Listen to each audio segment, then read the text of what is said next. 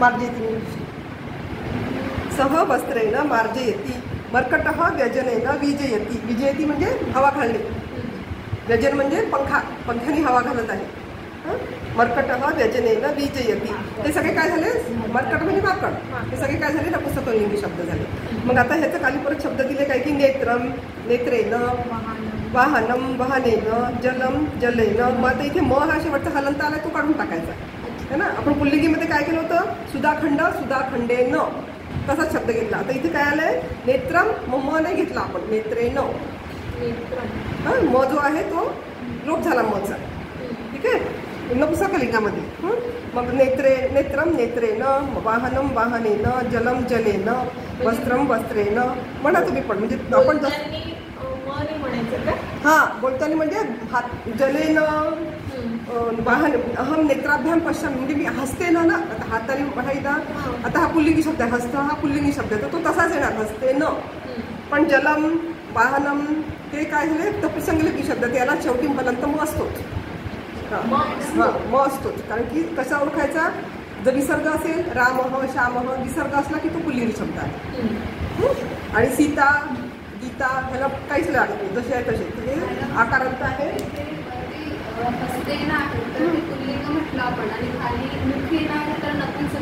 मुखम मुखम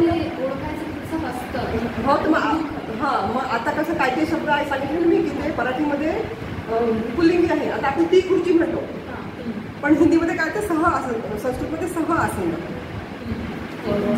तो पंखा आपण पुल्लिंगी तो पंखा म्हणतो पण व्यजनम तत् व्यजनम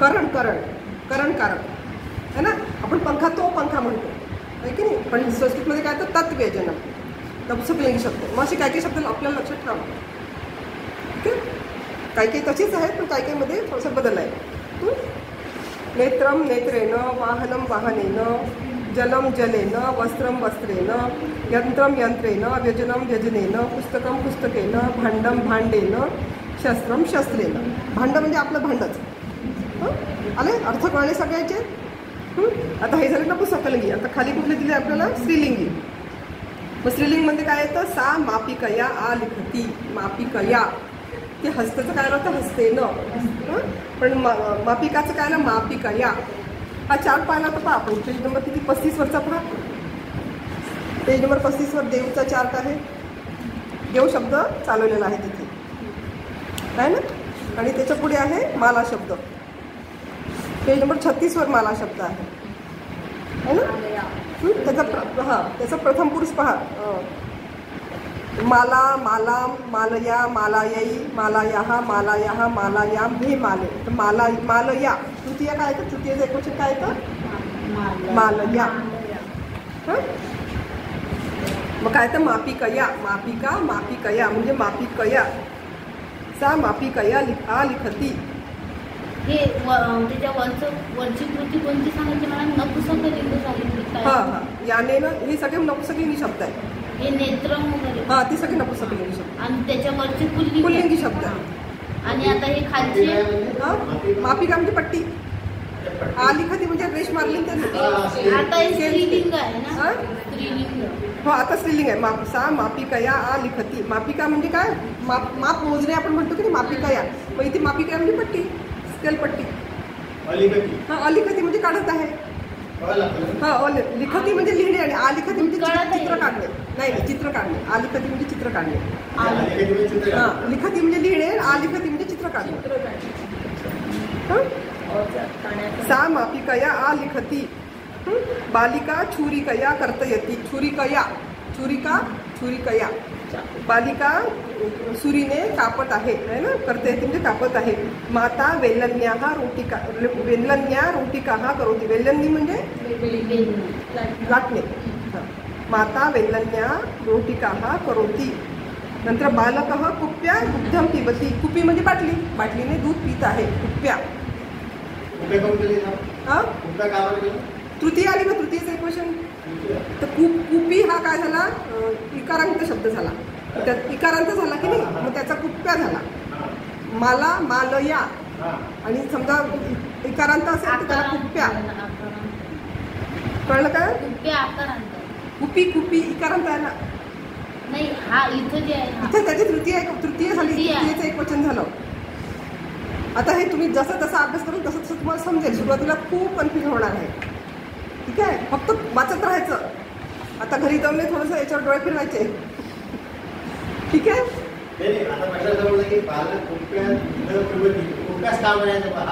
कुपी आहे ना, कुपी. कुपीचं तृतीय एक वचन झालं कुप्या. हा, तृतीयचं एक वचन झालं ते कुप्या. कुपीने. त्याचा कुप्या अर्थ झाला कुपीने. आपण तृतीय शिकत आहे ना. तृतीय म्हणजे काय, ने साधन.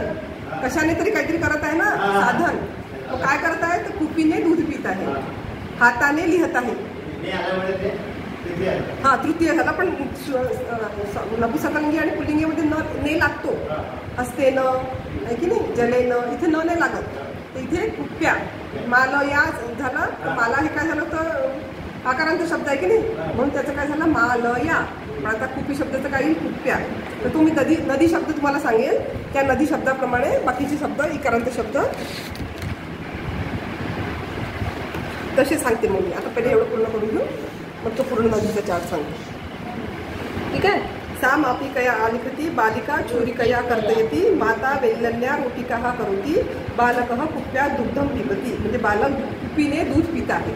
इथे कुप्याचा अर्थ कुपीने असा येतो. मग आता खाली शब्द दिलेले आहे स्त्रीलिंगी. गुलिका, गुलिकया, पुतलिका, पुतलिकया, कुंजिका. कुंजिका म्हणजे चावी. पुतलिका म्हणजे पुतळा. पुतळा बाहुली. पुतलिका म्हणजे पुतलिका म्हणजे बाहुली. गुलिका म्हणजे गोळी. कुंचिका म्हणजे चावी. मार्जनी म्हणजे झाडणी. अंगुली म्हणजे अंगुली म्हणजे आपलं बोट. पुनःपूर्णी म्हणजे रिफिल. ठीक आहे. आता पुनःपूर्णीचं काही पुनःपूर्ण्या इकारांत आला की नाही, काही त्याचं पुनःपूर्ण्या. अंकनी, अंकन्या. अंकनी म्हणजे लेखणी किंवा आपण लिहितो पेन. अंकन्या. कर्तरी म्हणजे कैची, कर्तर्या. कैचीने कापत आहे, कर्तर्या. कर्तर्या करता येते, सह कर्तर्या करता येते. तो कैचीने कापत आहे. मग काही कर्तव्या तृतीय आली ना, कर्तव्या. परत काय आहे, घटी, घट्ट्या. घटी म्हणजे घडी आपली, घट्ट्या. इति शब्दानाम योग्य रूपाणी छात्रहा वदंती. म्हणजे हे शब्द सांगायचे. शाटिका म्हणजे साडी. शाटिकाचं काही शाटिकया. तृतीयचं एक वचन आपलं स्त्रीलिंग. देव, माला आणि वन हे फक्त तुम्ही रोज रोज वाचा. ते जोपर्यंत तुमच्या डोक्यात येते तोपर्यंत हे समजणार नाही. ठीक आहे. आणि मी तुम्हाला प्रत्येकाचं लिहून दिलं ना, ते ना वगैरे. ना नंतर ला येतं, म्हणजे तृतीयेला ला येतो, तृतीयेला ने येतं, चतुर्थीला ला, साठी, हे सगळं लिहिलेलं आपण. ते सगळं लिहिलं की नाही, तर ते लक्षात घ्यायचं आणि मग ते वाक्य शब्द वाचायचे, म्हणजे लक्षात राहते. समजलं. ही झाली तृतीय विभक्ती. समजली का तृतीय विभक्ती. आता मागे पण दिलेलं आहे. आता तृतीय विभक्तीमध्ये अजून एक आहे, हे पाहते. इथे उदाहरण असं येतं, अहम द्विचक्रिकया विद्यापीठम आगच्छति, आगच्छामी. मी द्विचक्रिका म्हणजे 2 चाकी गाडी. मी 2 चाकीने विद्यापीठात आले. याला म्हणतो की नाही आपण, द्विचक्रिका म्हणजे 2 चाकी गाडी. चतुष्चक्रिका म्हणजे कार. ठीक आहे. कार शब्द आपला नाही आहे. चतुष्चक्रिका म्हणजे कार. द्विचक्रिका म्हणजे सायकल पण आली, स्कूटर पण आली. त्रिचक्रिका म्हणजे ऑटो आहे ना. तर अहम द्विचक्रिकया विद्यापीठम आगच्छामी. मी द्विचक्रिकेने कुठलं हे मी उदाहरण सांगितलं. तेच आहे, म्हणजे साधनच आहे. म्हणजे आपण गाडीने आलो की नाही, साधन आहे की नाही, कशाने तरी आलो ना आपण इथपर्यंत. मग किंवा अहम पुत्रेण सह आपण म्हणजे दुकानात. गच्छामी, मी मुलासोबत दुकानात जात आहे. मग आता सोबत वगैरेचे जे शब्द आहे हे पण तृतीयमध्ये येतात. मग त्याला काय येतं, सह लागतं. पुढे लागलं आहे, पेज नंबर 26 आहे सह. मंदारह निनादेन सह खेळती. कोणासोबत खेळत आहे, मग तिथे पण तृतीय विभक्ती लागते. सह, विना. हे जर याचा जो प्रयोग असेल तेव्हा पण तृतीय विभक्ती लागते. मंदारह निनादेन सह खेळती. शिक्षिका छात्रया सह श्लोकम पठती. छात्रया मुलगी आहे की नाही, ती विद्यार्थिनी, तिच्यासोबत श्लोकम पठती. म्हणजे तृतीयाला सह आला की तिथे तृतीया लागते. नीला मोहिन्या सह पुस्तकम पठती. आता मोहिनी शब्द आहे इकारांत, तिथे काय आलं मोहिन्या. नीला मोहिन्या सह पुस्तकम पठती. नीला मोहिनीसोबत पुस्तक वाचत आहे. आता पुढे खाली दिलं आहे विना. विनाने कुठले शब्द वाक्य तयार होतात? जलेन विना न जीवंती. मत्स्याहा जलेन विना न जीवंती. मासे पाण्याशिवाय जिवंत राहणार नाहीत. विना म्हणजे शिवाय. बालकः लड्डुकेन विना किमपि न खादती. आता कळलं ना अर्थ? छोटे छोटे वाक्य आहे, अर्थ कळला पाहिजे आपल्याला. बालक लाडूशिवाय काहीच खात नाही. हां, विना आलं ना, विना म्हणजे शिवाय आहे ना. लाडू लड्डू म्हणजे लाडू. लड्डू केनं झाली तृतीय झाली त्याची. लाडू शिवाय. हां, लड्डुकम. लाडूला लड्डुकम. बालकः लड्डुकेन विना किमपि न खादती. वृद्धः उपनेत्रेण विना न पठती. उपनेत्र म्हणजे चष्मा. उप म्हणजे जवळ, नेत्र म्हणजे डोळा. डोळ्याच्या जवळ आहे ते उपनेत्र. कळलं का? हां, अशी फोड केली की लक्षात राहतं. नेत्र म्हणजे डोळे, उप म्हणजे जवळ. हां, आपले 2 डोळ्याने हे डोळे झाले आहे की नाही? उपनेत्र म्हणजे चष्मा. वृद्ध उपनेत्रेण विना न पठती. म्हातारा माणूस चष्म्याशिवाय वाचू शकत. आपणही वाचू शकत नाही. म्हातारा माणूस काय आहे की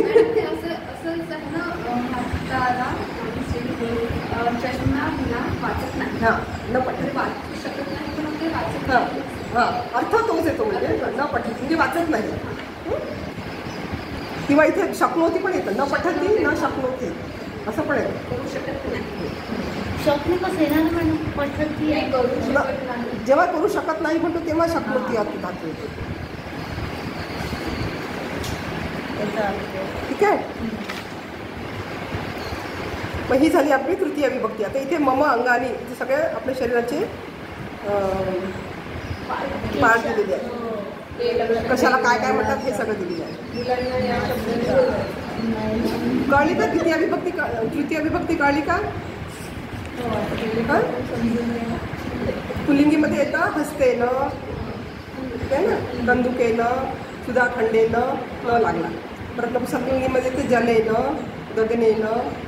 जनम गगनम मचा लोप झाला तर त्याला परत नच लागला. म्हणजे पुल्लिंगीमध्ये आणि नपुंसकलिंगीमध्ये बहुतेक सगळे सारखेच असतात. प्रत्येक सारखेच लागतात.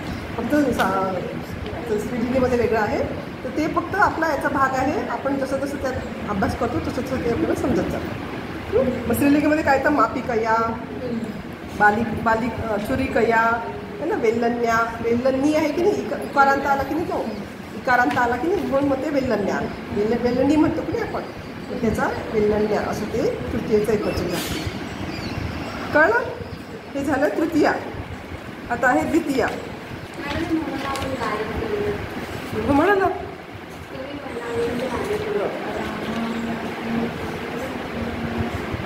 रामः याति सीतयासह. राम कोणासोबत जातो? सीतयासह. रामः याति सीतयासह. पुत्रसह याति सरयू नदीम. कुठून येतो?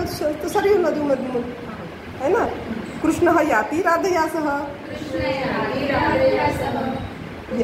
यात म्हणजे तसा गमन असा शब्द म्हणजे जातो किंवा येतो असं पण होतं ते. कोणासोबत येतो? कृष्णः याति राधयासह. पुत्रसह याति. हां, पुत्रसह याति यमुना नदीम. यमुना नदी. हां. विठ्ठलः याति रुक्मिण्यासह. रुक्मिण्या पहा, तृतीय आली. रुक्मिणीचा रुक्मिण्या सह आलं की नाही. रुक्मिण्या ते कसा लागला? रुक्मिण्यासह. विठ्ठलः याति रुक्मिण्यासह. पुत्रसह याति चंद्रभागाम. कळलं? म्हणजे थोडे थोडे आपल्याला अर्थ थोडा कळला की पुढचा पण कळत जातो. आलं लक्षात? आता द्वितीय विभक्ती घेऊ आपण. द्वितीय विभक्ती म्हणजे कर्म. किम. हां, आणि याच्यामध्ये प्रश्न कसं विचारणार? केन. सह सुधाखंडेन लिखती. सह केन लिखती. प्रश्न कसं विचारणार? केन. सह आहे ना आपलं पहिला पेज नंबर 15-25. सह केन लिखती. सह सुधाखंडेन लिखती. प्रश्न कसं विचारणार? केन लिखती. अहम चरणेन ताडयामी, अहम केन ताडयामी, मी कशाने मारत आहे? अहम चरणेन ताडयामी, अहम चमसेन खादामी, अहम केन खादामी. त्या प्रश्न चर्चा वेळेस केला हा शिकलो. तेच आहे 25 नंबर तृतीय. फक्त प्रश्न कसा विचारायचा? केन. पेपरमध्ये कसं येतं मग हे आपल्याला पेपर नाही येते. हा हे बेस आहे सगळा. आपल्याला याच्यापेक्षा थोडंसं कठीण शिकायचं आहे. तेच म्हटले. कारकचे सूत्र शिकायचे आपल्याला. मग हे जर तुम्हाला कळणार नाही तर ते काहीच कळणार नाही, आहे की नाही. आणि आता बाकीचे जे ज्यांचा संस्कृत बेस आहे, आता यांचं BA वगैरे संस्कृत होतं, त्यांचं हे सगळं झालेलं आहे. त्याच्यामुळे त्यांना समजतं. मग तुमच्या अबकडं समजलं नाही तर तुमचं काय समजणार? आम्ही कितीही समजून सांगितलं तरी समजणार नाही. म्हणून हे पहिले समजायचं गरजेचं आहे. आता 3-4 लेक्चर झाले ना, तर हेच घेते आम्ही सध्या. आणि काय होतं माहिती आहे का,